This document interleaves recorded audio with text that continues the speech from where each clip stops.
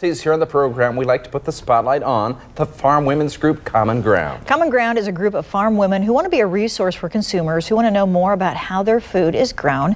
So joining us now from the Albion area, we have Ashley Babl. Always good to see you. Ashley. Yes, you guys as well. Thanks. Yeah, and congratulations on the little one coming. In June, yes. All right. Ready or not. Yeah, so you have a family of 4 then, right? Yeah, when you can't afford to hire help, you just There you go. raise it yourself. There you go.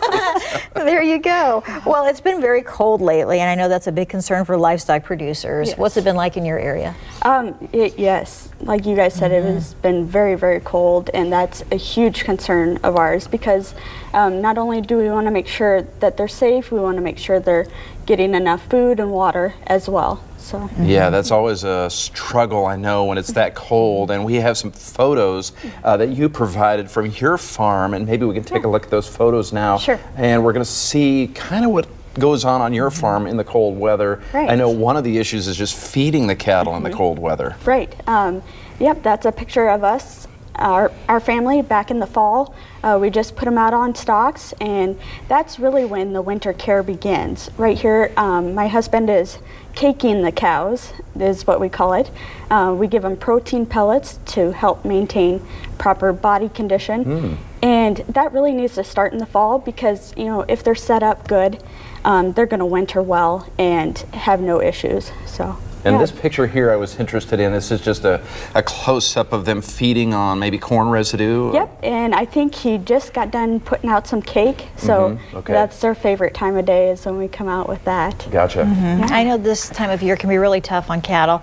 I remember my dad bringing calves in, like in March, bringing them into the house to keep them warm with a blow dryer. Yes. And he was always out there checking the tanks because that can freeze over. How do you guys handle that? Where we have our cattle, we have to have a wood burning tank heater because we don't have access to electricity. So it's really important for us to go out there several times a day, make sure that fire is going good, because you know if that tank ice is over, they don't have access to water like they should. Yeah, and Ashley, do consumers know how much folks like you really care about their animals? I'm sure they do, but Oh, absolutely. you know how important it is and how you guys put that as a top priority to keep the animals safe this time of the year. Yes, you know, especially this time of year, we're out there doing extra checks on them, making sure that they're all accounted for and having no troubles, you know, getting to their food and water. I remember our first loss during calving season last year.